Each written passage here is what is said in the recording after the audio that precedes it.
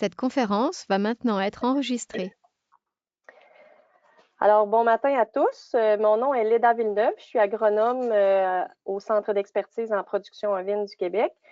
Ça me fait plaisir ce matin de vous présenter un webinaire sur l'interprétation des analyses fourragères. En fait, je réalise que si vous êtes si nombreux ce matin à écouter la conférence, c'est que vous avez d'emblée tous fait faire vos analyses fourragères pour vos fourrages de cette année, puis vous voulez être en mesure de bien les comprendre pour en tirer profit dans l'alimentation de vos troupeaux. Alors, je vous félicite parce qu'il y a quand même encore beaucoup de producteurs qui n'utilisent pas cet outil de travail dans leur alimentation. Donc, vous allez voir que c'est vraiment pertinent d'utiliser les analyses fourragères.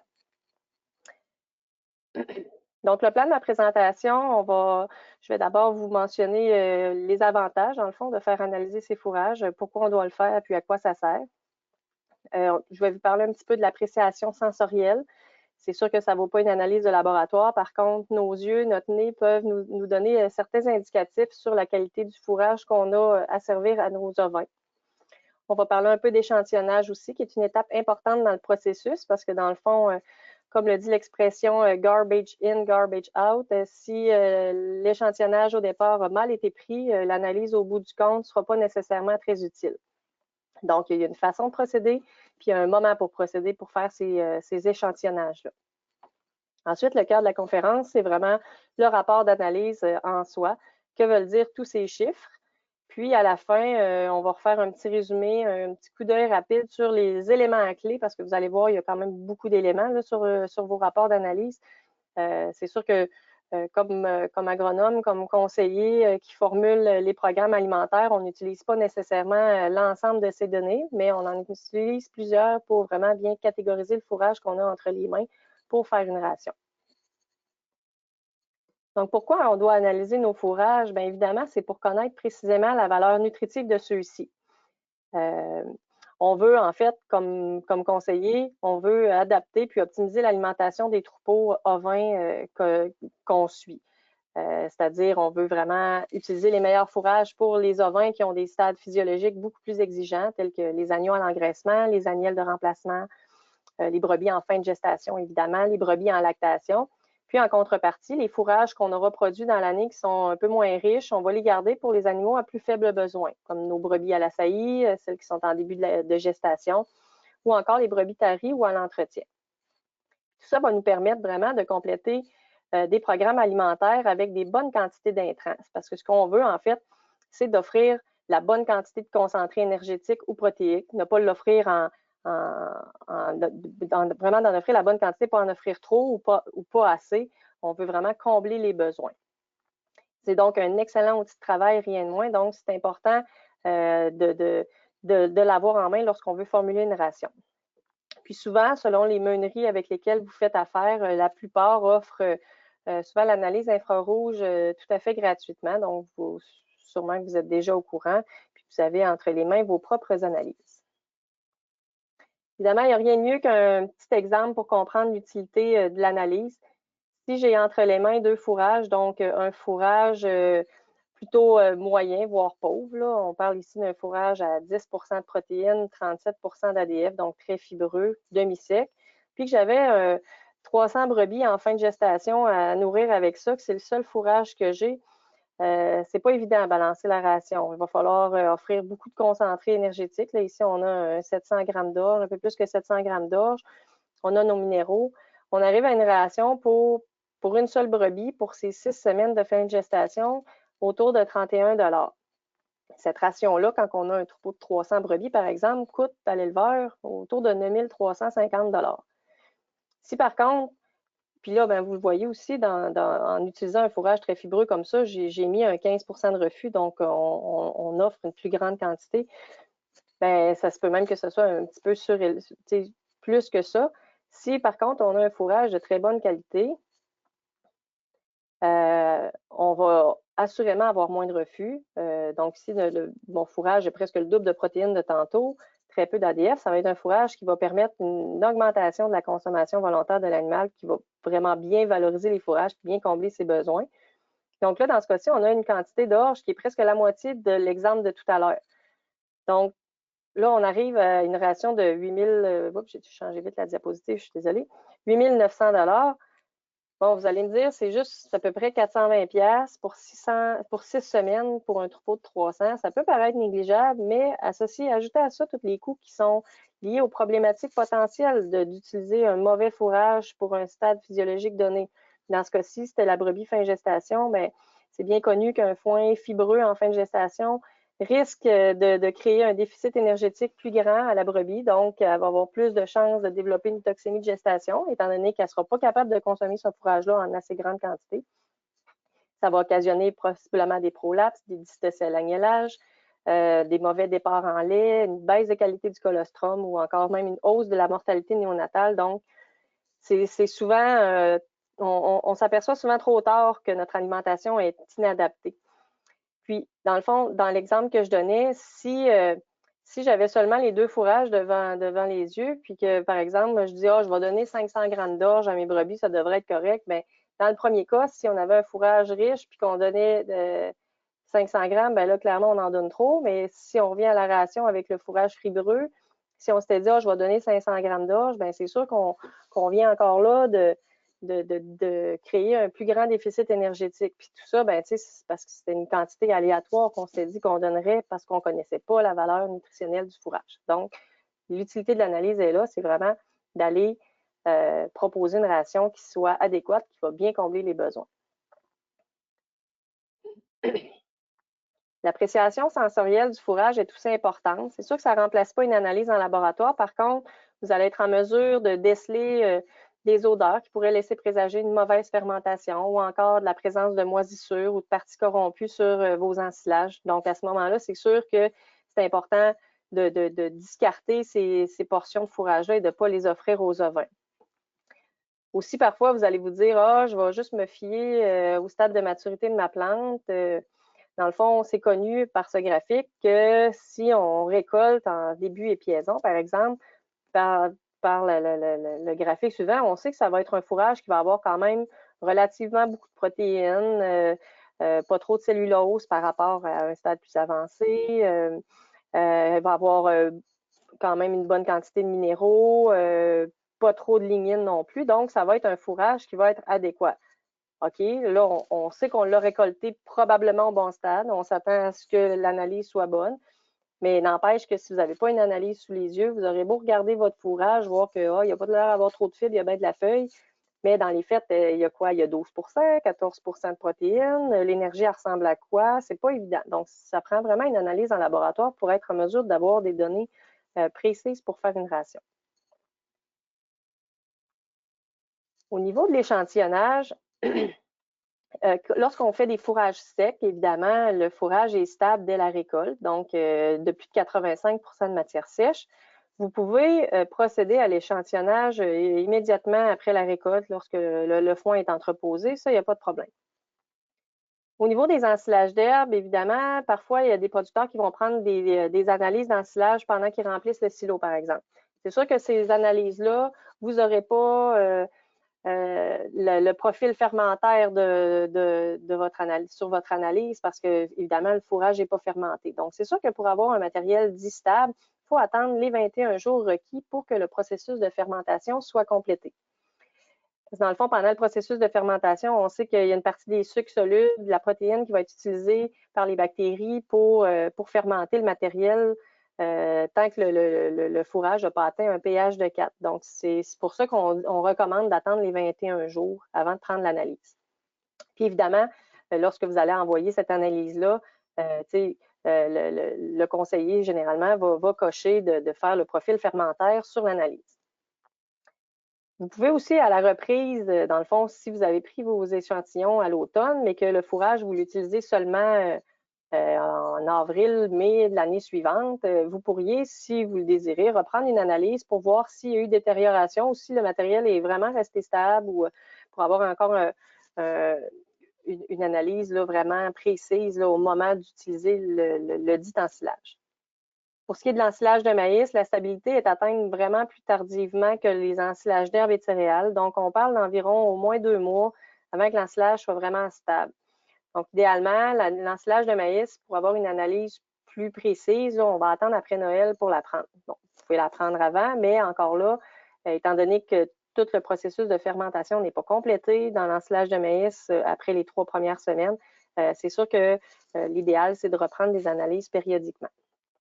Puis il y a aussi, selon certaines études, des informations à l'effet que l'amidon devient de plus en plus fermentescible avec l'avancement du vieillissement, si on veut, de la stabilité de l'ensilage. Donc, c'est des informations importantes à savoir. Le processus d'échantillonnage, lui, comme je le disais au début, si vous voulez avoir une analyse fiable, bien, il faut que l'échantillonnage de départ soit bien fait. Et habituellement, je ne pense pas me tromper quand je dis que la plupart du temps, c'est vos conseillers de meunerie, vos experts conseils qui procèdent à l'analyse, à l'échantillonnage. Donc, mais par contre, pour certains, peut-être que certains d'entre vous, c'est vous-même qui le faites, mais sachez qu'il y a des lignes directrices à suivre pour être en mesure de bien faire cet échantillonnage-là. Ce matin, je présente les étapes pour ce qui est de l'ensilage en petite ou en grosse balle. Par contre, je vais le présenter dans quelques secondes, dans quelques minutes. Là, il y a un guide d'interprétation, d'analyse des ensilages qui propose différentes fiches sur les méthodes d'échantillonnage en fonction du mode de stockage de vos fourrages. Donc, dans le cas présent, dans l'exemple que je présente, on veut échantillonner des grosses balles. Ben, c'est sûr qu'à prime abord, il faut être en mesure de bien séparer notre production en lots. Donc, c'est sûr que vous, comme producteur, la première étape, ce serait à chaque récolte, après chaque coupe, par exemple, ou pendant toute votre saison de récolte, de peut-être vous faire un croquis si, par exemple, vous êtes en balle ronde ou en grosse balle carrée, une espèce de croquis de votre cours à balle ronde pour savoir, bon, ben, tel boudin, c'est du foin récolté à la première coupe. Est-ce que c'est un fourrage qui provient d'un champ à prédominance de graminées, de légumineuses? C'est-tu des ensilages de céréales? Être capable de séparer vos boudins, évidemment, de première, deuxième, troisième ou quatrième coupe. Donc, vraiment de savoir, chaque boudin, qu'est-ce qu'il contient dedans, parce que ça va être important pour l'identification de l'échantillon. Avec une sonde adéquate pour faire les échantillonnages, dans le fond, ce qu'on va faire, c'est vraiment percer la balle à un angle de 90 degrés puis aller récolter une petite quantité, une carotte qu'on appelle de fourrage, qu'on va mettre, dans le fond, idéalement dans un lot, on va en prélever minimum 5 jusqu'à 10 idéalement, puis voire plus, là, dépendamment si le lot est très gros. Puis, en fait, ce qu'on va faire, c'est qu'on va mélanger ces carottes-là ensemble pour en faire un échantillon représentatif de notre lot. On insère ça dans un sac prévu à cet effet, fermé hermétiquement. Si on n'est pas en mesure d'envoyer l'échantillon immédiatement au laboratoire, on le met au congélateur pour le protéger de la chaleur et de la lumière. Puis, évidemment, on désigne bien l'échantillon. On inscrit ses coordonnées, le numéro de l'eau, évidemment, parce que quand on reçoit l'analyse, on veut savoir c'est quel boudin, c'est quel ensilage qu'on a fait analyser, puis le type de fourrage. J'ai une question qu'on demande, le foin en balle ronde est-il considéré comme de l'ensilage? Mais en fait, considéré comme de l'ensilage, dans le fond, dès qu'on est en bas de 85 %, c'est sûr que le fourrage va être, pour être bien conservé, va devoir être protégé par un plastique, donc va être mis en boudin ou en enrobage individuel. Donc, dès qu'il se trouve à être en absence d'oxygène, pour ma part, je considère que c'est de l'ensilage. Même s'il était à 80 %, il va y avoir quand même un peu de fermentation qui va être fait. Donc, c'est sûr que ce genre de fourrage-là, on va nécessairement inscrire sur la demande d'analyse qu'on veut le profil fermentaire. Même si on est quand même proche du 85 %, si on l'a enrobé, automatiquement, moi, je demanderais un profil fermentaire. Donc, c'est ça. Puis, on indique aussi pour notre échantillonnage, notre échantillon, le type de fourrage. Donc, c'est important de savoir c'est quoi qu'il y a dans le sac. Parce qu'au laboratoire, entre autres pour les analyses infrarouges, ils vont comparer, dans le fond, les composantes de votre échantillon à des courbes standards établies pour ce type d'échantillon. Ça veut dire que si, par exemple, eux, ils ont établi des courbes standards au laboratoire pour des fourrages de graminées, de légumineuses, des mélanges de légumineuses, des ensilages de céréales, mais si sur votre sac, vous indiquez pas c'est quoi le type de fourrage, ils ne sauront pas nécessairement avec quel type de courbe le comparer. Puis si vous indiquez pas le bon, par exemple, vous indiquez pas que c'est un ensilage d'avoine pois dans votre analyse, vous indiquez mélange graminées légumineuses, ben, il ne compare pas aux bonnes courbes standards. Donc, c'est sûr que là encore, si l'identification n'est pas correcte, l'analyse au bout du compte n'est peut-être pas aussi valable que prévu. J'ai une autre question. Est-ce qu'on doit attendre 21 jours pour les balles rondes enrobées? Oui, évidemment. Tout ce qui est enrobé, tout ce qui devient, dans le fond, fermé hermétiquement après la récolte est considéré pour moi un ensilage. Donc oui, on attend le 21 jours avant de faire l'échantillonnage et l'analyse du fourrage pour avoir vraiment un matériel plus stable. Donc, l'échantillonnage, l'exemple que je vous ai présenté là, est tiré du guide d'interprétation des analyses d'ensilage. Je vous l'ai mis à la fin en lien suite à la conférence. Donc, il propose vraiment plusieurs fiches imprimables sur les différentes techniques versus le mode de conservation. Vous avez les grosses balles, le siloto, vous avez les bunkers, il y en a vraiment plusieurs. Puis, c'est accompagné ça de plusieurs capsules vidéo là, qui vous démontrent vraiment la technique adéquate à utiliser. Donc, si vous voulez en savoir plus, je vous invite à aller consulter ce matériel-là. Puis, si c'est vraiment votre conseiller qui fait les analyses, ben, je vous invite peut-être la prochaine fois à faire le tour avec lui, à en discuter, poser des questions, puis à regarder un peu avec lui vraiment la méthode qu'il utilise. Puis ça vous donne aussi une occasion là, de parler fourrage avec votre conseiller.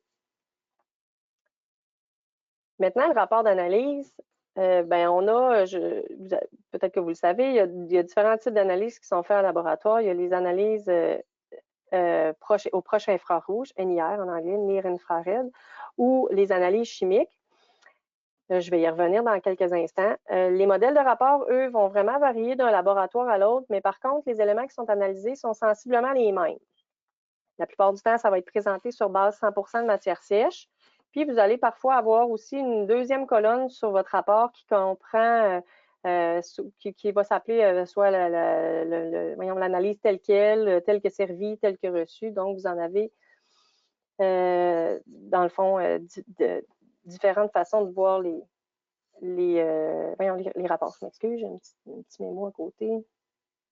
C'est bon. Il y a quelqu'un qui me demande, dans le fond, parce que je pense que dans l'assistance, il n'y a pas seulement des producteurs ovins, il y a des producteurs caprins, mais en fait, dans le fond, l'interprétation des analyses fourragères là, se prête bien aux deux espèces. Là, donc, je m'excuse si j'utilise plus le mot ovin, c'est vraiment une habitude. Donc, ça, ici, c'est un exemple. Là. Ça, c'est les laboratoires d'agri-analyse. Eux, ils vont présenter le rapport avec deux colonnes, la base telle que reçue, la base matière sèche. Nous, comme conseiller, c'est la base matière sèche qu'on va utiliser. C'est cette colonne-là qu'on va utiliser pour rentrer les paramètres dans nos logiciels de formulation. Ensuite, on a Tron Nutrition, qui est un peu la même façon. On a la colonne base sèche, on a la colonne telle quelle. Le laboratoire Environex, même chose. Eux, ils présentent seulement sur base matière sèche. Belle-Île présente aussi seulement sur base matière sèche. J'ai peut-être oublié des laboratoires, là, ça en est juste quelques-uns. C'est juste pour vous montrer un peu les différents formats. Celui-là, un autre des laboratoires Environex. C'est d'ailleurs cette dernière analyse-là là, que je vais utiliser plus tard tout au long de la conférence là, pour décortiquer l'ensemble des données qui s'y trouvent. Juste un petit rappel avant d'y aller dans le vif de tous ces chiffres. Un petit rappel entre la matière sèche TQS telle que servie. En fait, nous, comme intervenants, lorsqu'on va formuler des programmes alimentaires, ce qu'on va utiliser, en fait, c'est vraiment les valeurs en base matière sèche parce que toutes les tables nutritionnelles sont faites pour établir les besoins des ovins en fonction de leur consommation volontaire de matière sèche. Donc, c'est ça qu'on vise à combler à prime abord. Donc, c'est pour ça qu'on utilise les données en base matière sèche. Donc, par exemple, si on a un ensilage à 50% de matière sèche qui contient 11% de protéines sur base TQS, donc dans la colonne telle quelle, sur votre analyse, vous dites, ah, mon fourrage a juste 11% de protéines, mais dans les faits, 11% de protéines sur base telle que reçue, mais quand on fait la conversion puis qu'on le ramène en base matière sèche, c'est un fourrage à 20% de protéines. Donc, nous, c'est ça qu'on va utiliser dans la formulation des rations. Ce que ça signifie aussi, dans le fond, évidemment, c'est qu'un fourrage à 55% de matière sèche, ben, ça veut dire qu'il contient aussi 45% d'eau. Au niveau des analyses chimiques en laboratoire, ce qu'ils vont faire, c'est utiliser une combinaison de différentes réactions chimiques qui va permettre d'établir les différents constituants d'aliments. Les analyses chimiques sont généralement plus coûteuses, puis le délai d'obtention des résultats est beaucoup plus long. On parle de 3 semaines. Comme producteur, c'est très rare que vous allez exiger une analyse chimique. Nous, dans les projets de recherche en alimentation, souvent, c'est ce qu'on va utiliser parce que ça amène un peu plus de précision sur les paramètres. Par contre, il faut aussi savoir qu'en début de saison, quand les laboratoires reçoivent les premières analyses, si on veut, il y a beaucoup d'analyses chimiques qui sont faites en laboratoire dès le départ. Ces analyses-là vont permettre vraiment d'établir les valeurs standards, toutes les courbes standards qui vont être utilisées pour faire les analyses infrarouges par la suite. Donc, ces analyses infrarouges-là sont beaucoup plus rapides, beaucoup moins coûteuses, puis souvent même gratuites pour vous en fonction de la meunerie avec laquelle vous faites affaire. Par exemple, vous allez prendre votre échantillon le lundi, normalement le jeudi, maximum le vendredi, c'est sûr que vous avez reçu votre analyse. Donc, c'est un 48 à 72 heures. Puis l'analyse infrarouge, elle va vraiment estimer la valeur nutritive des aliments à l'aide de la réflexion de la lumière plutôt qu'avec les composés chimiques. Donc, elle va vraiment, toutes les courbes standards établies grâce aux analyses chimiques préalables vont permettre de faire ces étalonnages-là. Puis après ça, ils produisent, dans le fond, différentes équations qui permettent de calculer les différentes valeurs sur les courbes. Dans les deux cas, que ce soit une analyse infrarouge ou une analyse chimique, il y a certaines données qui vont être mesurées par une réaction entre la lumière et la molécule en question, puis il y en a d'autres qui vont être calculées à partir des données mesurées. Donc, c'est un petit peu complexe tout ça, mais dans le fond, dans le rapport d'analyse, il y a vraiment beaucoup de données, puis il y en a plusieurs qui sont interreliées entre elles parce que certaines données qu'on voit servent à calculer d'autres données qu'on voit dans le rapport. Donc, il y a vraiment un lien assez important entre plusieurs des paramètres. Alors, venons-en au fait, l'analyse proprement dit. Donc, il y a vraiment beaucoup de chiffres, comme vous pouvez le voir. Dans l'exemple que je présente ici, c'est un ensilage de première coupe. C'est un mélange de graminées légumineuses conservées en balles rondes et en boudin. C'est important de savoir le mode de conservation du fourrage lorsqu'on évalue une analyse, parce que la première chose qu'on va regarder, c'est la matière sèche. Puis la matière sèche, bien, il y a des recommandations des barèmes de matière sèche avisés en fonction du mode de stockage. Puis lorsqu'on est dans le bon range, si on veut de la matière sèche en fonction de l'ouvrage de stockage, bien, on s'assure d'avoir une meilleure fermentation puis une meilleure conservation des fourrages. Donc, si par exemple, vous avez de l'ensilage d'herbe entreposé en siloto, bien, vous allez viser une matière sèche du matériel entreposé entre 30 et 40. Si par contre, vous faites chez vous, vous avez des balles rondes enrubannées, que ce soit carrées, des balles carrées ou des balles rondes, en boudin ou individuel, donc un matériel qui est plutôt demi-sec, comme on dit, bien, vous allez viser un 40 à 60 de matière sèche pour vraiment avoir une fermentation qui soit complète et qui va assurer une meilleure conservation. Vous faites du foin sec, évidemment, en haut de 85 %. En bas de ça, il y a des chances que ça chauffe. Donc, c'est pour ça que dès qu'on n'a pas le 85 %, moi, je recommande qu'on enrobe puis qu'on entrepose le matériel de façon hermétique si on n'est pas certain du 85 %. Au niveau des balles rondes enrubannées, il y a possibilité d'aller, comme je vous dis, d'aller au-delà du 60 de matière sèche. Certaines personnes vont préférer travailler avec un matériel plus sec parce que ça va, entre autres, permettre d'utiliser souvent moins de paille dans la bergerie parce que quand c'est plus sec, ben on dirait que les ovins, les excrétions sont moins humides, si on veut, donc les pâtes se salissent moins vite. Donc, c'est un choix, mais c'est sûr qu'il va y avoir une fermentation qui va se faire quand même si on est au-delà de 60 %, mais la fermentation est comme un peu moins prononcée, est un peu moins féroce, si on veut, comparativement en siloto, par exemple. Puis à l'inverse, ben, dans les silotos ou les bunkers, le danger d'avoir de la matière sèche trop élevée par rapport à la recommandation, ben, c'est d'avoir un matériel qui va être moins bien compacté, qui va être moins bien compacté, donc qui risque d'avoir plus de présence d'oxygène. Donc, à l'inverse, c'est ça, la fermentation va être moins bonne, puis la stabilité va être atteinte plus difficilement ou le pH va prendre plus de temps à descendre à 4 pour stabiliser le matériel. Quelqu'un me demande, y a-t-il des inconvénients à enrober du foin en haut de 85 % de matière sèche? Non, personnellement, j'y vois pas d'inconvénients. Souvent, les gens, c'est plus une question technique d'entreposage. Si on n'a pas d'espace fermé, couvert pour entreposer ces balles, c'est sûr que personnellement, vaut mieux les enrober que les laisser à l'air libre. C'est sûr que certains vont dire ah, l'eau va perler dessus, mais ça finit toujours qu'il y a quand même un certain gaspillage qui doit se faire. Puis une balle ronde, c'est pas gros, c'est pas long que les 2-3 premiers pouces, des fois, là, ça représente une bonne proportion de la balle totale. Là. Donc, si on dit ah, je fais juste jeter les 2 premiers pouces de ma balle, mais vous venez peut-être de jeter 20% de la balle. Là. Fait que 10% de la balle. Fait que à défaut de pouvoir l'entreposer vraiment au sec, si on n'a pas l'espace, j'aime mieux, oui, enrober un fourrage au-delà de 85% si on n'a pas de place. Donc, il n'y a pas vraiment d'inconvénient. Donc, la matière sèche en laboratoire va être établie en faisant chauffer l'échantillon. Puis, après le séchage, ben, dans le fond, ce qui reste dans l'échantillon, c'est notre matière sèche. Donc, dans le cas présent, on a 42,1%. C'est un pourcentage qui est dans la strate du 40-60%, parce qu'on se souvient que c'est de la balle ronde, cet ensilage-là. C'est sûr que c'est dans la strate plus inférieure, 42%.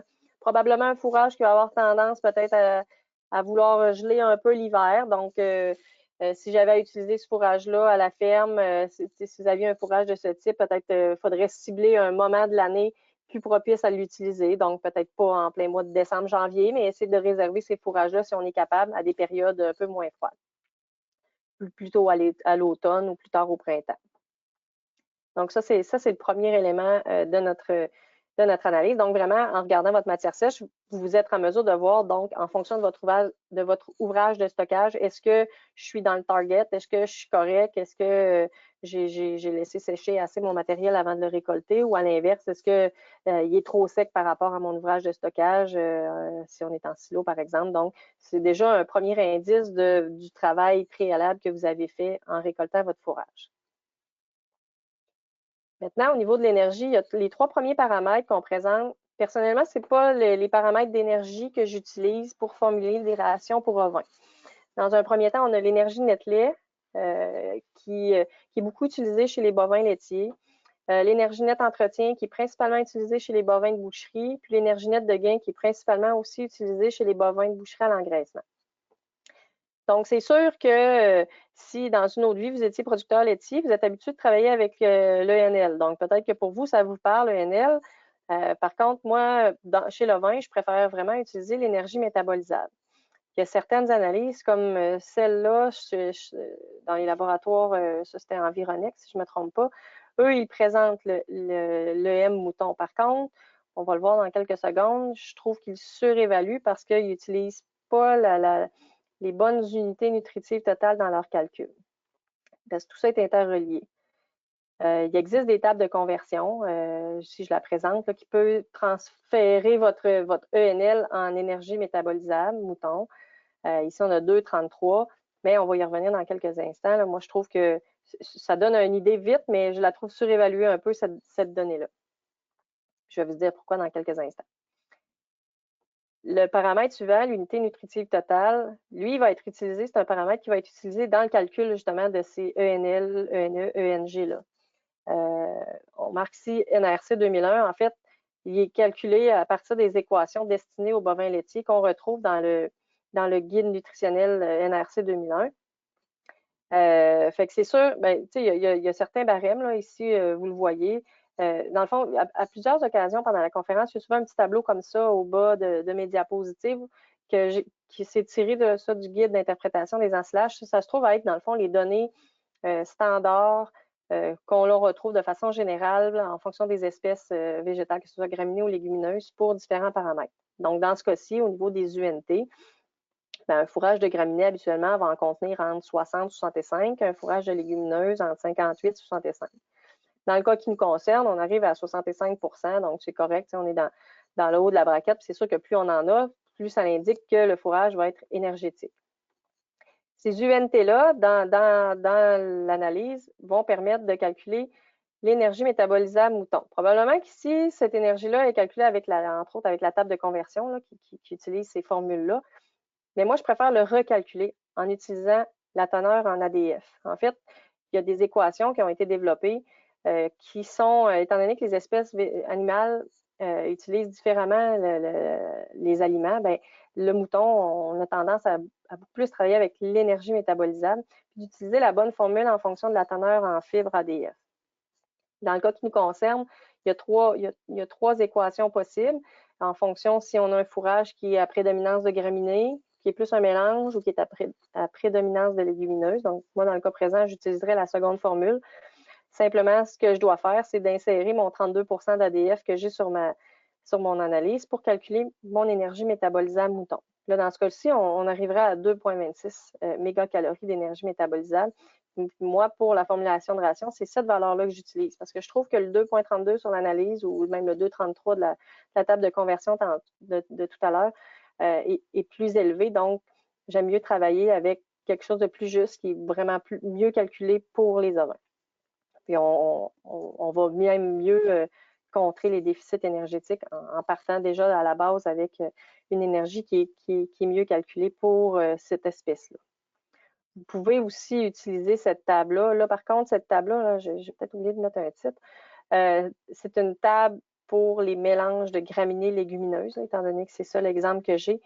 Je pourrais vous partager là, dans un courriel à la suite de la conférence les autres tables là, pour prédominance de graminées ou de légumineuses. Mais plutôt que de faire l'équation, vous pourriez simplement venir ici et dire, bon, ben OK, ben moi, mon fourrage, là, mon ADF est à 32.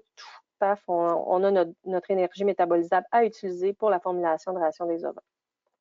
Ce que j'ai mis en mauve là, ici, c'est ce que je considère être un fourrage qui est relativement énergétique. Là. Donc, on pourrait dire qu'à 2,26 et plus d'énergie métabolisable, une fois qu'on a refait le calcul, qu'on est en présence d'un fourrage qui est somme toute très, très énergétique. Donc, puis on peut voir aussi qu'avec l'avancement de la maturité de la plante, ben, l'énergie métabolisable également diminue drastiquement.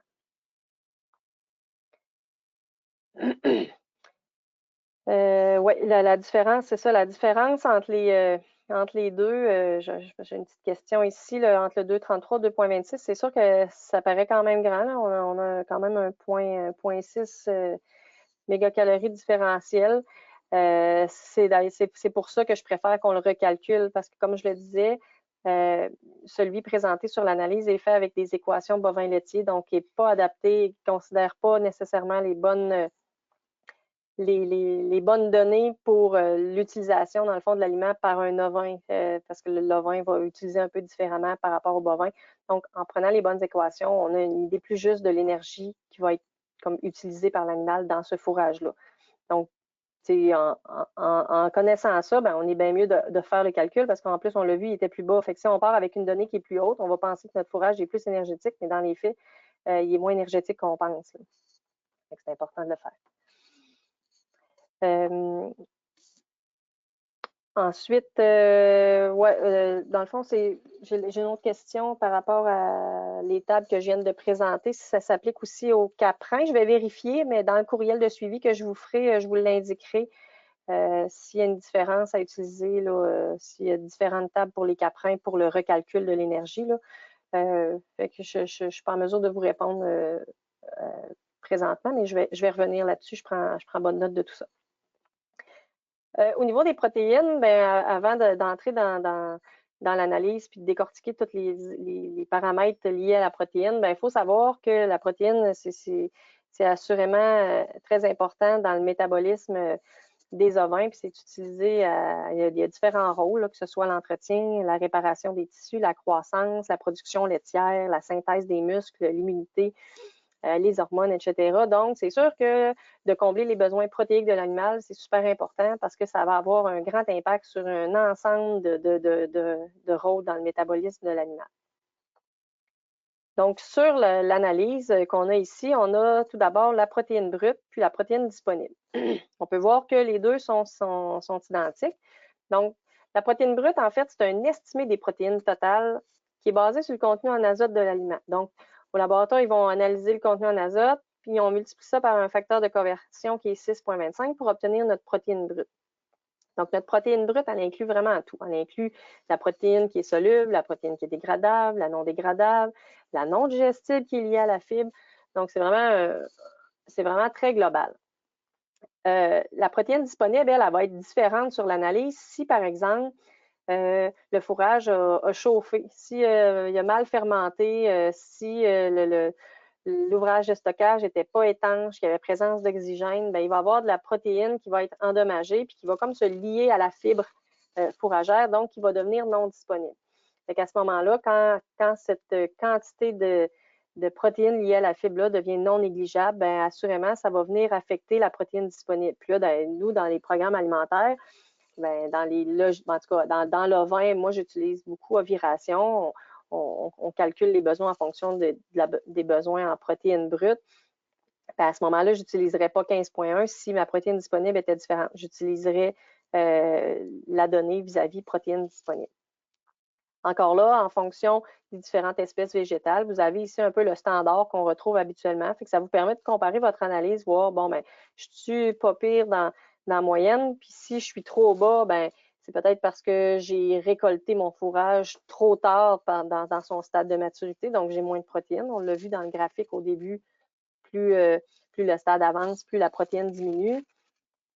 Si par contre, je suis très haut, c'est parce que je l'ai probablement fait très jeune ou que ma fertilisation azotée est trop importante. Donc, il y a différentes choses qu'on peut vérifier si on est en haut ou en bas de ça. Fait que là, dans le cas présent, le fourrage est pas mal dans les normes. Maintenant, PND estimé, donc on parle de protéines non dégradables. Donc ça, c'est estimé à partir d'une équation qui va tenir compte de l'ADF, puis de la protéine brute, puis de la matière sèche. Donc, vous voyez là aussi un bel exemple d'interrelation entre les divers éléments de l'analyse. Dans le fond, ce 24,4 %-là, ça se trouve à être la proportion du 15,1 de notre protéine brute qui est non dégradable, donc les microbes du rumen n'utilisent pas. Dans le fond, la protéine est directement envoyée, dans le fond, est directement disponible par l'animal sans avoir à être dégradée par les micro-organismes du rumen. Donc, dans ce cas-ci, on parle d'environ un quart de la protéine brute qui est non dégradable. Selon les études, entre autres chez les brebis laitières, quand on a une protéine non dégradable relativement importante, souvent, les études démontrent qu'il y a une meilleure production laitière. Donc, je pense que d'avoir une proportion quand même intéressante de protéines non dégradables, c'est important. Si on va avoir à l'inverse le pourcentage de protéines dégradables, il nous suffit de faire 100 moins la valeur. Donc, dans ce cas-ci, on aurait environ 75,6 % de protéines dégradables. Donc, si on compare à la petite table ici de valeurs standards, on est somme toute pour un mélange de graminées légumineuses là, à 75. Donc, ça semble quand même assez adéquat. Ensuite, on a le pourcentage soluble de protéines. Ça, dans le fond, ça se trouve à être la fraction qui est rapidement disponible dans le rumen. Ça se trouve à être une portion, dans le fond, dans ce qui est non dégradable, dans notre protéine non dégradable de tout à l'heure, il y a une partie de ça que c'est de la protéine soluble. Ça va rentrer dans le rumen, ça va être directement dégradé par les microbes du rumen pour synthétiser de la protéine microbienne. Parce que dans le fond, c'est la protéine microbienne qui va par la suite être utilisée par les ovins pour combler leurs besoins en protéines. Donc, en fait, les besoins en protéines de l'ovin vont être comblés par les protéines microbiennes qui vont être synthétisées dans le rumen, puis par la protéine non dégradable qui va être directement utilisée. J'ai une question. Si la protéine est non dégradable, elle est non disponible, pourquoi la protéine disponible est pareille à la protéine brute? C'est en fait, dans le fond, c'est la prochaine diapo. Je pense que j'y arrive sur le...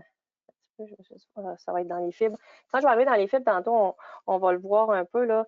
Quand il y a une portion, quand le matériel moins bien fermenté, il va y avoir une proportion de la protéine qui va se lier à la fibre, donc qui va être non disponible. Si dans le fond, c'est notre point 7, là, je devance un petit peu. Si on était, comment je pourrais dire, c'est comme si, dans le fond, dans la protéine disponible ici, ça l'inclut, si je ne me trompe pas, il me semble que c'est une affaire comme 1,9 de protéines liées à la fibre. Si on est au-delà de 1,9 protéines liées à la fibre, ça va venir affecter ici. le pourquoi, dans le fond, votre question, pourquoi la protéine disponible est pareille à la protéine brute? Ben, c'est ça, la protéine disponible est vraiment liée, c'est comme pas, c'est un peu mêlant, hein? Même moi, j'ai parfois un peu de difficulté à faire la distinction. Tu sais, dégradable, c'est vraiment ce qui est dégradé par le rumen, par les microbes, je veux dire. Disponible, ouais, disponible. Je vais comme essayer j'ai un petit peu de misère à répondre concrètement à la réponse. Là. Je vais essayer de vous formuler une réponse plus juste là, dans un courriel d'échange à la suite de la conférence, si vous me permettez. Là, ça va me permettre de vraiment bien replacer là, les éléments là, pour bien répondre à votre question. Donc, je vais poursuivre où j'en étais par rapport au pourcentage de protéines solubles. Donc, c'est ça, c'est la fraction qui est rapidement dégradée dans le rumen. Lorsqu'on est en dehors des standards ici présentés dans le guide d'interprétation des ensilages, ben, souvent on dit de revoir la fertilisation azotée ou encore la matière sèche à la récolte, parce qu'on a vu dans le fond que ben, c'est ça, tout ça a un lien là, direct. Ouais. Si on passe aux fibres maintenant, on a vu tantôt que le pourcentage d'ADF permettait le calcul de l'énergie métabolisable du mélange fourragé. Donc, si on regarde le graphique ici, ça nous les illustre très bien que plus l'ADF du fourrage augmente, donc plus la NDF du fourrage augmente aussi, plus on voit une diminution là, de l'énergie métabolisable du fourrage. C'est sûr que dans la ration des ovins, ça en prend de la fibre efficace. Donc, quand on va formuler la ration, on va s'assurer d'avoir autour de 18 à 21 de fibre efficace dans la ration, mais si on n'en a pas assez, c'est des problèmes d'acidose qui peuvent survenir. Si on en a trop, ben là, à ce moment-là, on risque d'augmenter le temps de mastication, de rumination des ovins, donc possiblement une diminution de la CVMS. Donc, vraiment, la teneur en ADF puis en NDF est vraiment reliée au contenu énergétique de la ration. Au niveau de la fibre ADF en laboratoire, ben, la fibre ADF, elle représente une portion du contenu, dans le fond, représente le contenu en cellulose et en lignine, qui sont des hydrates de carbone structuraux, dans le fond, qui sont la paroi de la plante. Plus cette ADF-là est élevée, plus le fourrage est moins digestible. Dans le fond, il y a une diminution de la digestibilité du fourrage, une diminution de la teneur énergétique. Bon, puis on l'a revu tantôt, l'ADF sert dans le calcul de l'énergie. Donc, de façon générale, moi, je vais toujours recommander d'avoir pour l'ensemble de son troupeau des fourrages en bas de 34 d'ADF. Ainsi, on s'assure vraiment d'avoir des fourrages qui vont être plus faciles dans la formulation des rations à utiliser. Puis, on va vraiment optimiser, minimiser plutôt la quantité d'intrants énergétiques ou protéiques nécessaires pour combler les rations. Évidemment, parfois, ça arrive qu'on en a un peu plus fibreux, mais on va voir, dans le fond, qu'est-ce que ça fait. Si on regarde la fibre NDF, cette fois-ci, elle va contient aussi des fractions de la fibre qui sont digestibles, mais qui sont plus longues à dégrader. Donc, la fibre NDF, c'est vraiment un indicateur de est-ce que mon fourrage va traîner longtemps dans le rumen ou s'il va être rapidement dégradé, si on veut. C'est vraiment un indice de l'encombrement ruminal. Si on regarde ici un petit tableau, ça peut vous permettre un peu de comparer votre fourrage puis de regarder par rapport à vos valeurs. Est-ce que c'est un fourrage qui risque d'être pleinement consommé ou d'être sous-consommé ou d'être surconsommé? Bien, c'est de regarder un peu tout ça. Fait que là, dans le cas présent, on a un fourrage à 49 d'ADF. Donc, ça risque d'être un fourrage qui va être très bien consommé, qui va même permettre une amélioration de la consommation volontaire de matière sèche des ovins. En revanche, s'il était très fibreux, avec beaucoup plus de NDF, bien, on aurait un fourrage qui resterait plus longtemps au niveau du rumen, qui encombrerait le rumen, parce que dans le fond, le mouton va devoir ruminer plus souvent, remastiquer son fourrage pour vraiment raccourcir les fibres le plus possible. Puis vraiment, des fourrages très fibreux, ça peut passer de 3 à 5 jours là, dans le rumen. Donc, il faut vraiment, de façon générale, viser en tout temps des fourrages qui vont être en bas de 53 de NDF. Puis quand vient le temps de faire les rations pour les brebis en fin de gestation, surtout les brebis prolifiques en fin de gestation, on va vraiment viser des fourrages très, très peu fibreux, donc en bas de 40 d'ADF. Ça peut être un indicatif. Quand vous avez vos vos différentes analyses devant vous, déjà avec la teneur en fibres, vous pouvez être en mesure de vraiment cibler ceux qui vont servir à la fin gestation si vous avez un troupeau de brebis prolifiques. Donc, oups, j'ai reculé au lieu d'avancer. Maintenant, la protéine liée à la fibre, j'en ai parlé un petit peu tantôt à l'avance. Il y a différentes nomenclatures possibles là, sur vos rapports d'analyse. Des fois, on va voir ADI-PB, on va voir ADFN, PB-ADF, NDFN. Il y a différentes façons, mais dans l'ensemble, ça veut pas mal tout dire la même chose. Si on a plus que 14% de la protéine qui est liée à la fibre, ADF, ben, c'est signe d'un fourrage qui va avoir chauffé, puis nécessairement à ce moment-là, on va avoir une diminution de la protéine disponible. Puis probablement qu'on aurait aussi une diminution de la protéine non dégradable à ce moment-là. Donc, la protéine liée à la fibre, elle est non digestible à l'animal. Donc, c'est sûr que la proportion de cette protéine brute-là, il y a comme 0,7% de la protéine brute de notre 15,1% qui ne sera jamais digérée, qui est non digestible, non utilisable par l'animal. Donc, c'est comme une perte de protéines finalement, mais il ne vient pas faire baisser la protéine disponible parce que dans le fond, c'est l'histoire du petit facteur de 1,9% que j'ai expliqué tantôt, là, que je vais essayer de vous remettre plus concret textuellement.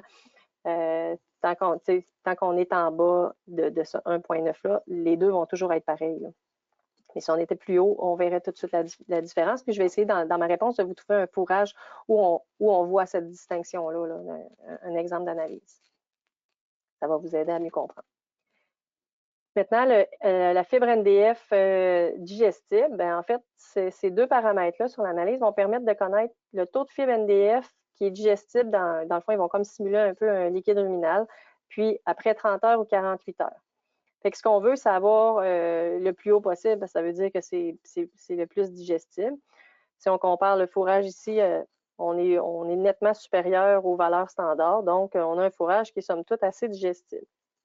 Donc, après 30 heures, on a 73% du matériel de la fibre NDF qui est digestible. Après 48 heures, on a 75%. Donc, c'est somme toute un fourrage qui est intéressant.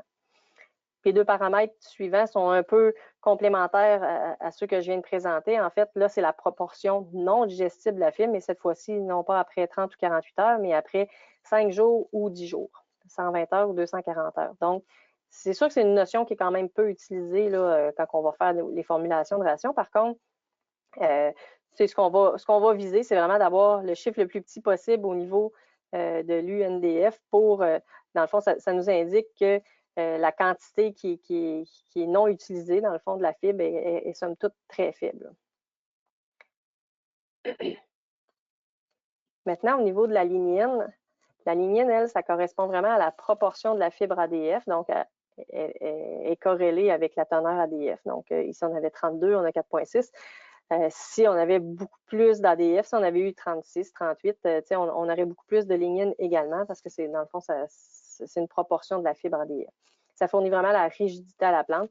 Plus c'est élevé dans le fourrage, plus la digestibilité du fourrage va diminuer également si on constate le tout avec le graphique suivant. Donc, plus mon contenu à lignine augmente, plus on voit là, la digestibilité qui diminue. De façon générale, là, on va parler entre 4 et 8% là, de lignine dans les fourrages, dans les valeurs standards. Là. Donc, c'est sûr que si on est au-delà de ça, c'est clairement dû au fait qu'on a un fourrage qui est beaucoup trop mature. Les minéraux, maintenant, il y a différents éléments majeurs qu'on peut retrouver sur l'analyse fourragère. Entre autres, on peut avoir le calcium, le phosphore, le magnésium, le potassium, le soufre, le sodium, puis le chlore. Ils ne sont pas nécessairement, selon les laboratoires, ne sont pas tous là. Des fois, il faut le demander si on en veut davantage. Donc, ça permet, la teneur en minéraux des fourrages reflète vraiment la fertilité et la santé des sols où le fourrage a poussé. Par exemple, quand on va regarder une analyse, c'est sûr qu'un ensilage de maïs, le calcium va être très faible. Donc, il faut vraiment s'assurer, en revanche, d'avoir des rations alimentaires avec des minéraux adaptés pour ce type de ration-là. De façon générale, ratio calcium-phosphore va tout le temps tourner autour de 2 pour 1, là, idéalement, dans la ration.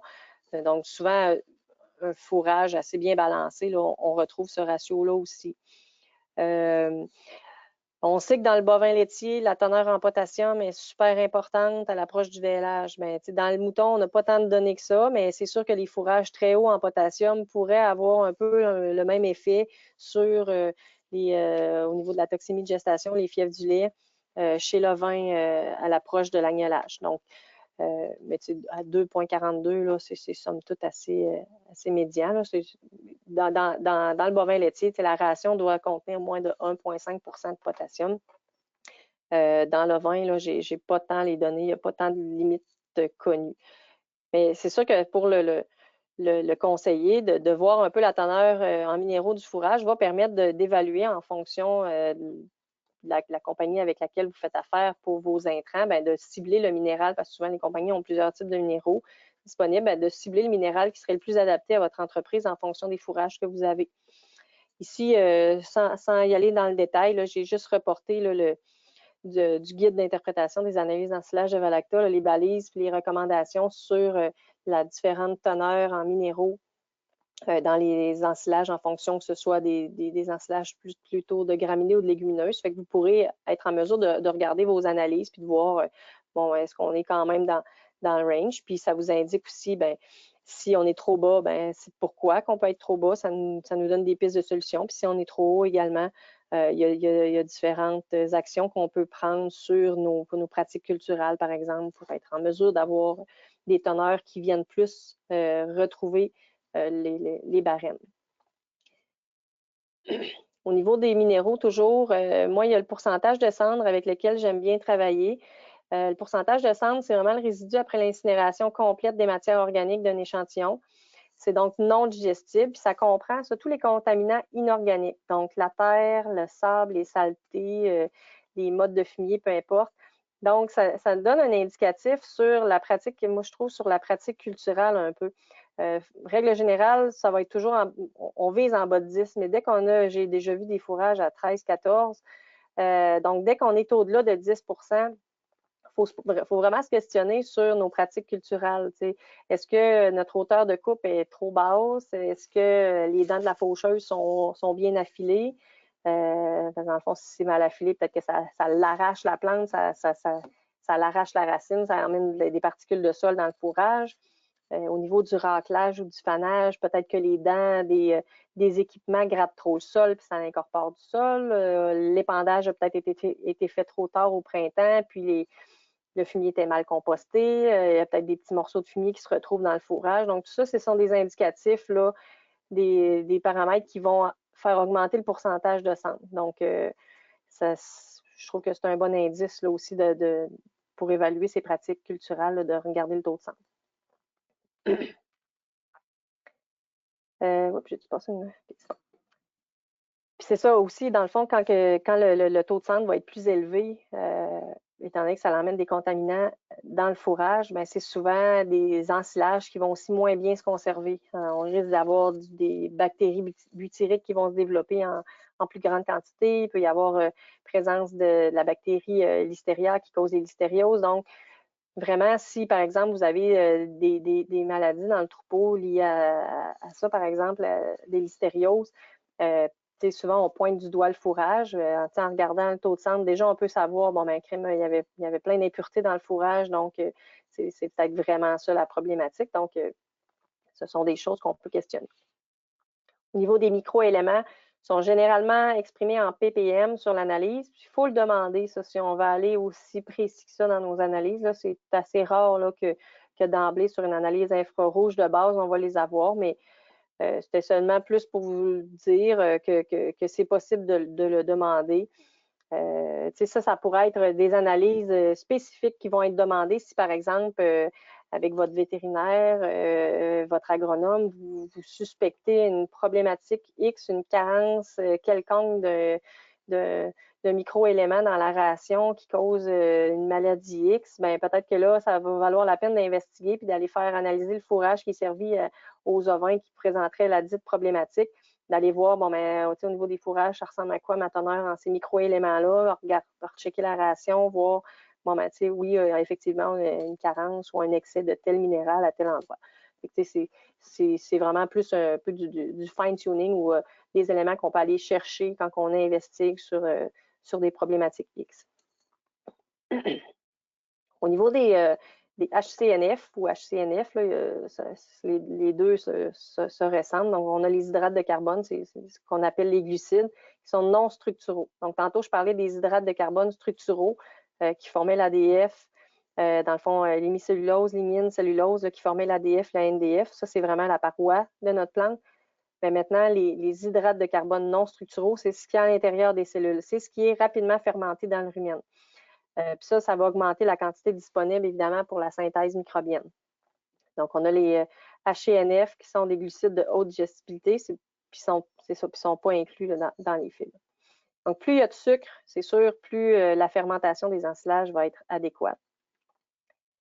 S'il y en avait en excès, ça pourrait causer des problèmes d'acidose, mais il faut vraiment que le fourrage soit très, très peu mature là, pour avoir ce type de problématique-là avec un fourrage.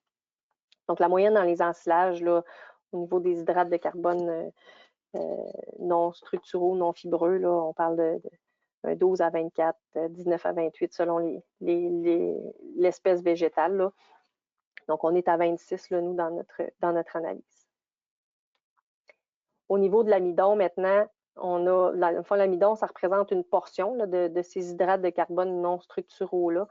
C'est un paramètre qui est surtout intéressant au niveau de l'ensilage de maïs, parce qu'on le sait, l'ensilage de maïs contient beaucoup de grains. Donc, normalement, on va en avoir 23 à 40 d'amidon sur une analyse d'ensilage de maïs. Au niveau des ensilages d'herbes, c'est sûr qu'il y en a un peu moins. Fait que là, ici, on est à 1,84, on est quand même dans le standard. Les sucres solubles à l'eau, c'est la même chose. C'est aussi une proportion là, des HCNS. C'est le premier nutriment qui est utilisé par les bactéries pour fermenter les ensilages. C'est sûr que plus on a de sucre dans le matériel qu'on récolte, plus il y a de chances qu'il en reste après la fermentation pour nos moutons. Donc, un haut niveau dans un ensilage va permettre vraiment d'avoir une bonne fermentation qui va être efficace, puis on va avoir une atteinte d'une stabilité beaucoup plus rapide là, de l'ensilage pour atteindre le pH de 4. Donc, c'est sûr qu'on en veut une bonne proportion là, ici aussi. Je n'ai pas les barèmes, je ne sais pas, je vais vérifier si dans le guide, là, on les avait. Là. Mais en tout cas, de façon générale, là, on parle en 3 pour, au niveau des fourrages, il y en a un peu moins. Les ensilages, on est plus autour de 15 là, donc c'est peut-être plus la norme. Ça c'est un petit graphique là, qui illustre bien ça, là, ce que je viens de dire. Dans le fond, c'est que les sucres solubles qui sont consommés qui sont disponibles dans le fourrage sont les premiers à être complètement utilisés dans le rumen par les microbes. Ça va être suivi par l'amidon dans les 10 premières heures à peu près. Puis si on regarde les composés plus les composés de la paroi cellulaire, hémicellulose, cellulose, lignine, c'est vraiment des composantes qui restent plus longtemps là, dans le rumen, là, qui sont moins vite dégradées. Sur les analyses, on retrouve aussi des éléments au niveau du gras. C'est majoritairement des gras qui sont insaturés, donc qui peuvent nuire à la digestibilité de la fibre puis aux fonctions ruminales. Donc, de façon générale, dans une ration pour ovin, on ne devrait pas dépasser 3-4 de gras dans la ration. C'est sûr que je ne pense pas que ce serait problématique si l'ovin recevait ce fourrage-là comme unique aliment à sa ration. Là, je ne crois pas que ça va causer de problématique. Par contre, quand le gras est haut dans la ration, si on doit ajouter des intrants à la ration, il faut quand même faire attention aux autres sources de gras potentiels. De façon générale, quand on utilise des grains plutôt standards, orge, avoine, maïs, il y a quand même très peu de gras là, dans ces grains-là. Par contre, si on a des fourrages hauts en gras puis qu'on utilise des sous-produits, par exemple, de distillerie, entre autres, il faudrait vraiment s'assurer de faire attention à les sous-produits sont généralement plus gras. Donc, c'est là qu'il faudra faire plus attention. Il y a d'autres informations ici, je passe plus vite. Là, dans le fond, c'est beaucoup plus utilisé dans le bovin laitier. Là. Je parlais avec mon ancien directeur de maîtrise, Dany Sainte-Mars, puis il me disait que le nouveau NRC des bovins laitiers va bientôt sortir, puis c'est beaucoup des nouveaux paramètres ça, qui vont être utilisés là, pour aider au balancement des rations, puis à mieux calculer le gras du lait et tout ça. Donc, même les petits ruminants laitiers, possiblement que ça pourrait être éventuellement peut-être plus utilisé aussi, sauf que là, vitement comme ça, je dirais qu'on n'est même pas tant outillé que ça en logiciel de formulation là, pour aller aussi précisément dans la formulation de ration. Là. Donc, pour le moment, ce n'est pas des paramètres là, qui sont très utilisés. Ensuite, on a la valeur relative fourragère qu'on retrouve sur l'analyse, qui est, dans le fond, des fois, on va voir valeur alimentaire relative aussi, VRF ou VAR. Ça, c'est vraiment un indice de comparaison des fourrages qui est basé sur la digestibilité puis le potentiel de consommation.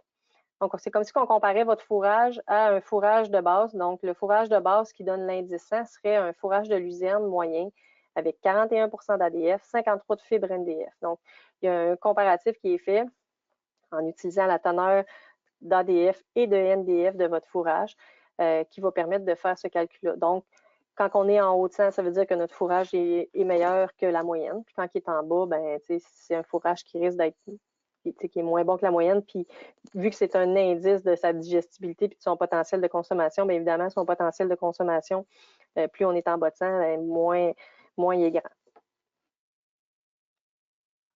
Maintenant, le profil fermentaire et le pH. Bien, le pH, on ne le retrouve pas toujours sur les analyses. Il faut le demander si on veut l'avoir. Mais de façon générale, un ensilage réussi va avoir un pH entre 4 et 5. On va retrouver l'acide lactique dans les paramètres. Normalement, devrait se situer au-dessus de 3 ça, c'est directement l'acide lactique utilisé comme source d'énergie par l'animal. Ensuite, on a l'acide acétique qui devrait être en bas de 2 dans un ensilage réussi. On a les acides butyriques. Un excellent ensilage devrait en contenir moins de 0,10 façon règle générale, là, en bas de 0,25, l'ensilage est dit réussi, mais dès qu'on est au-delà de ça, ça veut dire qu'on a une problématique au niveau de la fermentation. Si on calcule son ratio d'acide lactique sur les acides totaux, on devrait avoir 50 pour un bon ensilage ou 75 pour un excellent ensilage. Donc, si on faisait le calcul ici, on a 4,68 d'acide lactique. On le divise par notre 5,81 d'acide totaux, on arrive à 80,5 Donc, c'est un ratio qui nous indique que cet ensilage-là est excellent. Donc, ça peut être en regardant la VRF rapidement, puis le profil fermentaire, faire ce calcul-là, vous pouvez déjà d'emblée avoir une bonne indication là, de la réussite de votre ensilage. Au niveau des acides butyriques, ben, quand les ensilages sont trop humides par rapport à l'ouvrage de stockage qu'on a ciblé, ou si on a un haut taux de cendre, comme j'ai mentionné tantôt, ben, il y a de fortes chances que le pourcentage d'acide butyrique ici soit plus élevé. Puis s'il est très élevé, il y a peut-être même au niveau de votre appréciation sensorielle, vous allez peut-être détecter des odeurs qui vont laisser présager qu'il y a de la butyrique dans votre ensilage. On a actuellement, on ne sait pas qu'un projet qui vise un peu à étudier ça, les acides butyriques dans les ensilages chez les brebis en fin de gestation. Dans le fond, on est en train de suivre quelques troupeaux où on prend des différents échantillons sanguins et des mesures de BHB en fin de gestation en fonction de l'ensilage qui est servi pour voir si les troupeaux qui ont des ensilages avec une teneur de plus de 0,10 ou de moins de 0,10, c'est quoi la différence au niveau des toxémies de gestation. Dans le fond, ben, plutôt de la teneur en BHB sanguin de l'animal. Ça va être intéressant de savoir ça parce que dans le fond, dans le bovin laitier, il y a beaucoup de recommandations qui sont déjà émises sur la quantité de grammes d'acide butyrique qu'il ne faut pas dépasser dans une ration, mais dans le vin, on n'a absolument rien de ça. Fait que ça va être intéressant de voir, les résultats de ce projet-là là, dans les prochaines dans la prochaine année où qu'on est en train de faire le projet. Par rapport au pH, si vous l'avez sur votre analyse, vous pouvez peut-être utiliser ce graphique-là aussi puis regarder, bon, ben mon pH est de temps, mettons, est de 4,4, puis j'avais une matière sèche de 40 donc, je suis dans le barème qui dit que mon ensilage est de très bonne qualité. Donc, ça peut être un indicatif là, qui vous aide à un peu positionner votre ensilage par rapport à son ensilabilité, là, par rapport à si le processus de fermentation s'est bien complété. Donc, il y a moyen de le voir. Là aussi, c'est un autre petit tableau. Là, oups, je viens de voir que j'avais manqué une question sur la valeur. La VAR est équivalent à l'indice de valeur alimentaire. Oui, c'est la même chose. Dans le fond, tantôt, quand je parlais de la VRF, VAR, c'est la même affaire que l'indice de valeur alimentaire. Ça ici, c'est un autre tableau là, qui peut permettre là, de comparer vos profils fermentaires de vos ensilages en fonction des valeurs plutôt standards. Là. Donc, je ne les regarderai pas dans le détail, mais si vous avez votre ensilage sous les yeux, là, vous pourrez regarder si par rapport aux différentes catégories, si votre profil fermentaire est somme toute adéquat là, par rapport aux concentrations normales qu'on devrait retrouver dans ce type de matériel fourragé. Là. Donc, c'est vraiment un petit outil là, à consulter. Ensuite, dans les dernières valeurs de l'analyse, on a l'azote ammoniacal qui est exprimé soit en, dans ce cas-ci, c'est en pourcentage de la matière sèche. Donc, c'est le pourcentage de la protéine brute qui indique une dégradation excessive de la protéine dans l'ensilage. On peut l'avoir aussi exprimé en pourcentage de la protéine brute ou en pourcentage de la matière sèche.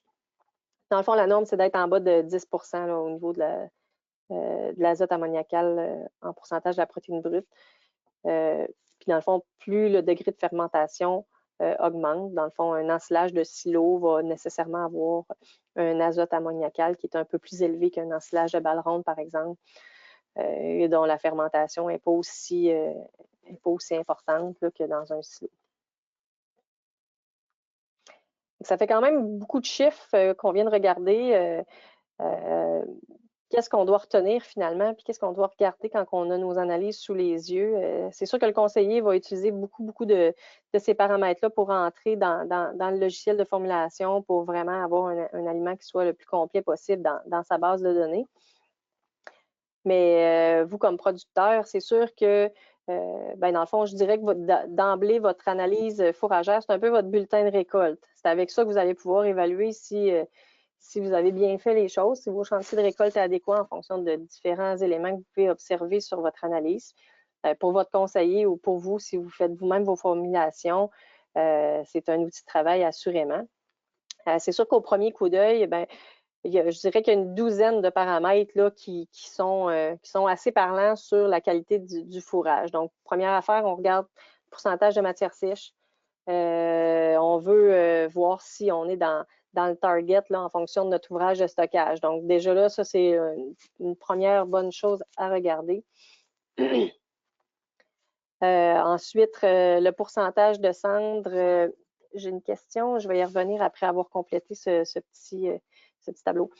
Le pourcentage de cendres, j'en ai parlé beaucoup tantôt, vous indique si vos pratiques culturelles sont adéquates, s'il y a beaucoup de matériel inorganique dans le fourrage, donc du sable, de la terre, etc. Dans le fond, étant donné qu'on va vraiment viser à avoir en bas de 10 donc, ça donne un bon indicatif.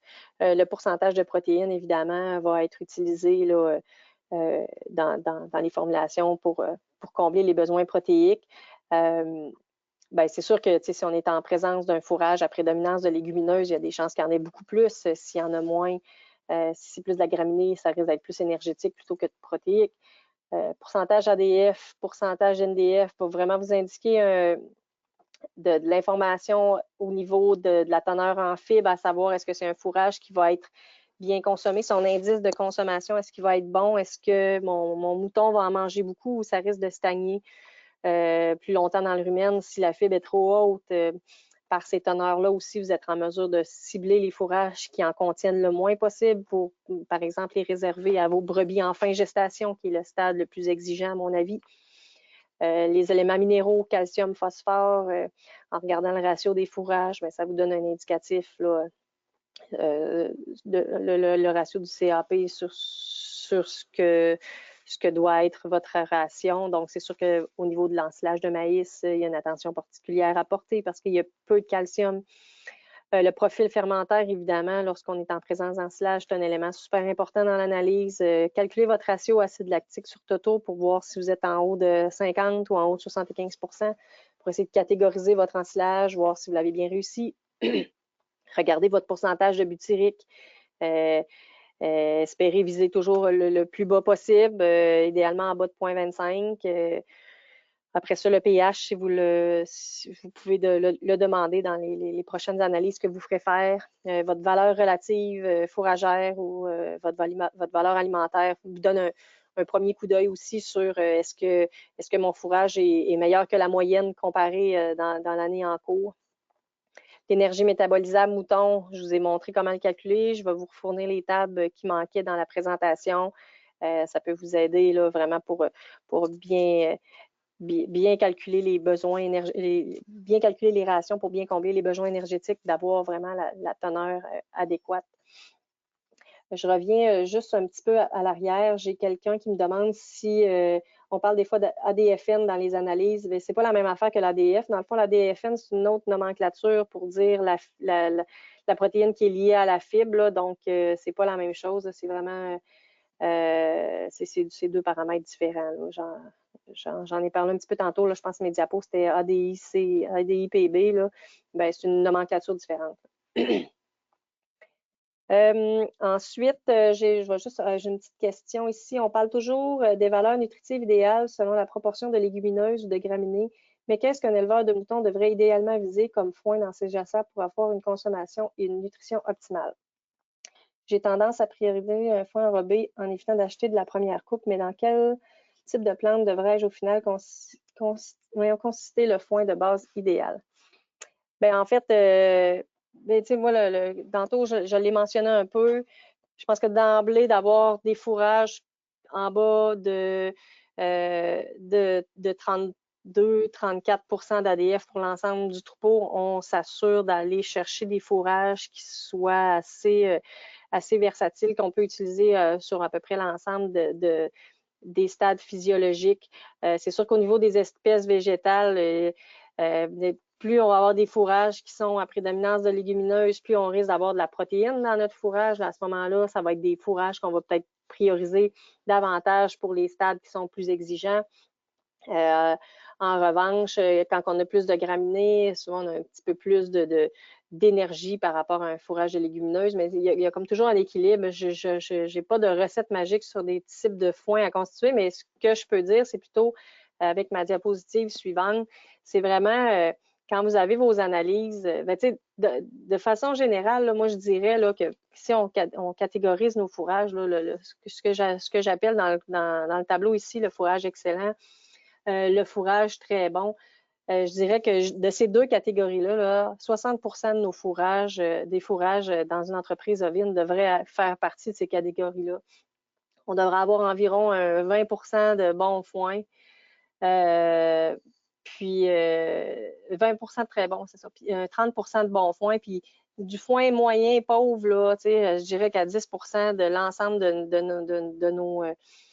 de nos fourrages, là, ce serait suffisant là, pour les stades qui sont moins exigeants. Donc, si on reprend, dans le fond, les fourrages excellents vont vraiment servir agnelle de remplacement, agneau à l'engraissement, brebis en fin de gestation. Ensuite, nos brebis en lactation, il y aurait moyen d'avoir soit le excellent, soit le très bon. Donc, il y a une possibilité là-dedans. Nos brebis à l'accouplement, début gestation, viser les fourrages qui sont plutôt, qu'on catégoriserait plutôt dans bon ou moyen. Brebis, dernier jour de lactation, préparation tarissement, on irait plutôt pour un foin moyen, à la limite pauvre si on en a, là, mais moi, idéalement, avoir du fourrage pauvre, je trouve ça triste. Là. Ça en fait quand même beaucoup acheter parce que l'indice de consommation va être vraiment très faible. En fait, vous pouvez même aussi les calculer. Là, dans le fond, sur votre analyse, vous avez votre pourcentage de protéines, votre pourcentage d'ADF, votre pourcentage de NDF. Maintenant, avec les formules ici en bas, vous pouvez calculer votre indice de digestibilité de la matière sèche en utilisant la formule ici qui fait intervenir l'ADF, puis vous êtes en mesure de placer votre fourrage là-dedans. Même affaire pour l'indice de consommation de la matière sèche, on a une formule ici présente. Donc, si on reprend notre exemple qu'on avait, nous, aujourd'hui, On était à 15,1 de protéines brutes, donc on arrive dans une catégorie de fourrage qui serait bon pour la protéine. Pour l'ADF, la NDF, en fonction de la teneur de l'analyse que j'ai présentée, on est plutôt dans la catégorie très bon. Au niveau de l'indice de digestibilité puis l'indice de consommation, on est plutôt dans ce qu'on appellerait un bon fourrage. Donc, l'analyse que j'avais, bon là, on est comme 3 paramètres sur 5 là, qui seraient dans la strate de bon fourrage. Ben, je le mettrais vraiment comme étant un bon fourrage, je le catégoriserais comme un bon fourrage. Ce serait un fourrage que je garderais pour les brebis à l'accouplement, mes débuts de gestation, puis possiblement qu'avec un fourrage comme ça, pour ces stades-là, j'aurais pratiquement, pour le début de la gestation, j'aurais même pas de grains probablement à offrir. On pourrait en offrir au flushing pour les avantages que procure le flushing, mais ça serait un excellent, ça serait un bon fourrage à utiliser pour ces stades-là. C'est sûr que si on a juste ça comme fourrage, on n'a comme pas le choix de l'utiliser pour les stades plus exigeants, mais c'est sûr que vous allez avoir des rations qui vont être bien différentes, qui vont faire intervenir plus de concentrés énergétiques et protéiques dans la ration. J'ai une question un peu sur le chat. Laissez-moi juste la lire. Donc, peut-on donner un foin trop bon? Exemple, brebis tarie, chèvre tarie avec un foin excellent. C'est sûr que ça, c'est pas l'idéal, surtout en tarissement, là, on va vraiment viser à aller offrir un fourrage moyen, voire pauvre, parce que ce qu'on veut, c'est vraiment cesser la production laitière. Mais par la suite, je dirais, une fois que la brebis ou la chèvre est bien tarie, en fonction de l'état de chair aussi, c'est sûr que si vous avez abondance de très bons foins dans votre élevage, je ne vais pas nécessairement vous dire d'aller vous acheter du foin poche à servir à vos moutons. Au contraire, offrez-le votre très bon foin, mais assurez-vous quand même que ce très bon foin ou cet excellent foin-là, vous en avez assez pour les stades très exigeants. Donc, c'est là la nuance, c'est qu'il faut vraiment être en mesure de calculer, de regarder votre école, puis de calculer chacun des types de fourrage que vous avez fait, puis de voir, bon, ben, pour chacun de mes stades de production, je vais en avoir besoin, de calculer vos besoins, puis de voir, bon, est-ce que j'en ai assez? Si oui, ben c'est parfait. Si j'en ai juste, ben, je réserve ces fourrages-là pour ces stades-là. Si j'en ai vraiment beaucoup, que c'est presque juste ça que j'ai, bon, ben, je vais aller m'assurer, par exemple, après, si on l'offre en début de gestation, on pourrait l'offrir, mais en contrepartie aussi, c'est sûr que, mettons, pour la saillie, début gestation, ça peut être problématique, par exemple, d'offrir un fourrage vraiment très riche avec trop de protéines.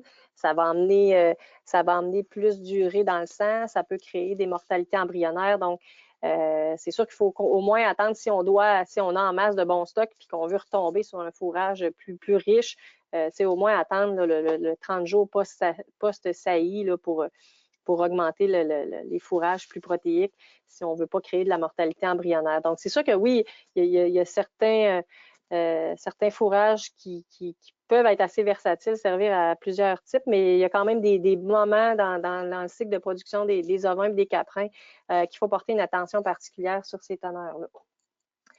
Ensuite, j'ai une autre question, une petite expérience personnelle, j'imagine. Donc, l'an passé, avec un petit groupe de brebis en fin de gestation, j'ai nourri avec du foin de 3 coupes. Ce fut une catastrophe. Les bébés à terme sans énergie et plus morts nés après l'agnelage. Est-ce possible que le foin ait causé le haut taux de mortalité? C'est une bonne question. Un foin de 3e coupe, donc c'est sûr que, tu sais, ben là, j'ai pas l'analyse sous les yeux. Est-ce que c'était parce qu'il y avait vraiment trop de protéines en fin de gestation? Est-ce que c'était parce que il manquait de fibres puis finalement les brebis étaient plus en acidose? C'est un peu difficile là, pour moi de répondre là, à cette question-là. Là. J'ai une autre question ici. Avec un ensilage de moins de 31 d'ADF en fin de gestation et avec les grains, n'est-ce pas risqué de causer de l'acidose? Normalement, on va vraiment s'assurer au moins d'avoir une ration qui va avoisiner les 18-20 de fibres totales. Donc, c'est sûr que oui, il faut quand même faire certaines vérifications. Quantité de grains, ça dépend toujours aussi de c'est quoi la quantité de grains qui est offerte, parce que d'emblée, un foin à 31 d'ADF, j'ai tendance à penser qu'il doit quand même être assez énergétique. Là. Si on retournait dans nos tables, là, ça veut dire que ce serait un fourrage plus riche que ce que j'avais présenté aujourd'hui, donc peut-être autour de 2,3 énergie métabolisable. Donc, c'est quand même relativement important. La quantité de grains, je pense qu'elle ne sera pas si énorme que ça en fin de gestation à offrir. Donc, l'acidose, dans ce cas-ci, ça serait peut-être si justement le grain est offert en excès, si le grain est offert avant le fourrage aussi. Il y a aussi des routines d'alimentation à adapter. Personnellement, j'aurais pas vraiment peur. Là. Ça serait vraiment une question de quantité, je pense aussi au niveau de la quantité de grains offerts. Donc est-ce que ça pourrait amener des problèmes de toxémie, tout ça? C'est sûr que c'est ça, les problèmes de toxémie, c'est vraiment lié au déficit énergétique, à la baisse de consommation volontaire de matières sèches des ovins en fin de gestation. Donc, le fourrage, lorsqu'on est en mesure de voir un peu c'est quoi son indice de consommation, son indice de digestibilité va vraiment nous donner un indicatif intéressant sur s'il est intéressant, mais le moins fibreux possible pour les brebis en fin de gestation. C'est sûr qu'il faut viser ça. Là, tantôt, je parlais d'un moins 40% de NDF. Là, donc, ça doit représenter à peu près un 29-30% d'ADF, qui serait un excellent fourrage, à mon avis, à utiliser pour les brebis en fin de gestation. Puis, personnellement, j'aurais pas peur d'utiliser ça, mais c'est vraiment au niveau de la quantité de grains. Si vous offrez en plus des grains, en tout cas, faudrait le formuler dans un programme là, pour être en mesure de voir si vraiment on est au vert des besoins, si on en offre un peu trop. Ici, c'est la liste des références que j'ai consultées. Là, donc, je ne vous le cache pas, j'ai fait beaucoup de lectures, j'ai fait beaucoup de recherches là, pour être en mesure de vraiment descendre l'ensemble de l'analyse fourragère. Je suis moi-même encore pas tout à fait à l'aise avec tous les concepts, là, entre autres, tout au niveau de la protéine, c'est encore un petit peu difficile à exprimer. Mais je vais vous revenir là, avec des précisions sur les questions qui auront été posées puis que je n'aurai pas eu la réponse complètement. Donc, je vous invite à aller, je pense qu'avec la présentation que vous avez en format PDF, là, vous pouvez cliquer sur les liens, puis ça va vous conduire directement aux différents ouvrages qui sont consultés, là, que j'ai consulté pour faire la présentation. Vous avez ici mon courriel, mon numéro de poste. C'est sûr que je suis en télétravail, donc vos messages sont automatiquement envoyés dans ma boîte courriel lorsque vous m'en faites. Si vous avez besoin d'aide avec l'interprétation de vos analyses, que vous voulez avoir mon avis sur vos analyses suite à la conférence, je pense que c'est un suivi là, que je peux me permettre d'offrir. Donc, si vous avez des questions plus personnelles sur des expériences par rapport à vos fourrages, ça va me faire vraiment plaisir d'y répondre. Puis là, s'il n'y a pas d'autres questions, juste avant de quitter, je vais juste arrêter l'enregistrement. J'aurai un petit 40 secondes, une micro-capsule du directeur général des éleveurs d'ovins qui vous invite à participer à un projet. Donc, je vais vous le partager dans quelques secondes. Je vais juste arrêter l'enregistrement.